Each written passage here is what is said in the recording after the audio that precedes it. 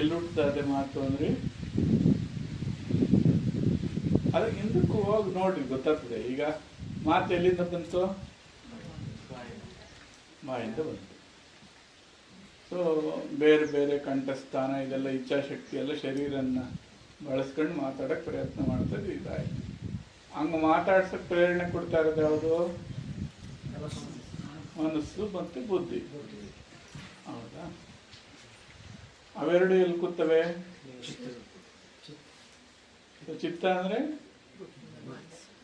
ಈ ಜೀವಕೋಶ ಸಮುದಾಯ.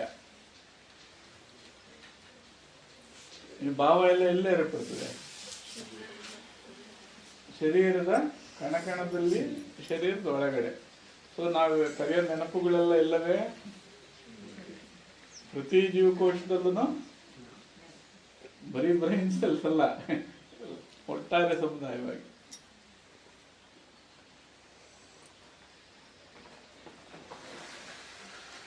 ಅಷ್ಟು ಜೀವಕೋಶಗಳಿಗೆ ಚೈತನ್ಯ ತುಂಬ್ತಾ ಇರೋದು ಯಾವುದು?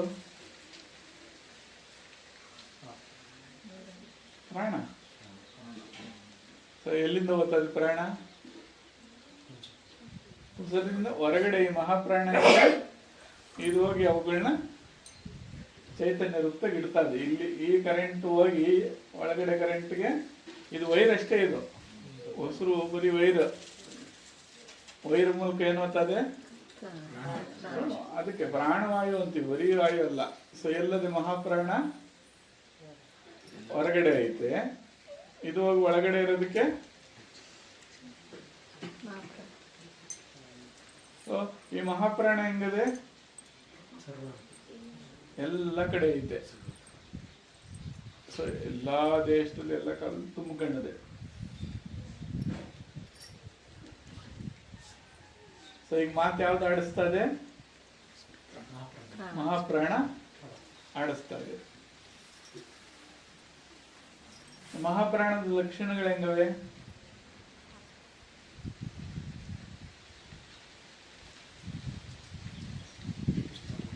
ಜ್ಞಾನ ರೂಪವಾಗೈತೆ. ಅದು ಹೆಂಗೆ? ವಿಧಿನಿ ಅನ್ನೋ ರೂಪ, ಸತ್ತು ಮತ್ತೆ ಚಿತ್ತು ಅವೆರಡು ಸೇರಿದ್ರೆ ಹೆಂಗದೆ? ಬೆಳಕಿನ ಜ್ಞಾನ ರೂಪದವಾಗೈತೆ. ಅವೆರಡು ಸತ್ತು ಚಿತ್ತು ಎರಡು ಸೇರಿದ್ರೆ ಏನಾಯ್ತು? ಜ್ಞಾನ ರೂಪ. ಜ್ಞಾನ ಹೆಂಗದೆ? ಪೂರ್ತಿ ಎಷ್ಟದ ಅಷ್ಟನ್ನು ಅತಿಕ್ರಮಿಸ್ಕೊಂಡದೆ. ಸಚ್ಚಿದಾನಂದ, ಸೊ ಮಹಾಪ್ರಾಣ, ಹಿರಣ್ಯ ಗರ್ಭ ಅಂತ ಕರಿತಾ ಇದ್ದೀವಿ ಇದನ್ನ. ಸೊ ಮಾತಿನ ಮೂಲ ಯಾವುದು? ಸಚ್ಚಿದಾನಂದ, ಮಹಾಪ್ರಾಣ, ಹಿರಣ್ಯ ಗರ್ಭವೇ ಮಾತಿನ ಮೂಲ ಅಂತ ಹಿಂಗೆ ಹೇಳ್ಬೇಕು ನೇರವಾಗಿ ಇವಾಗ.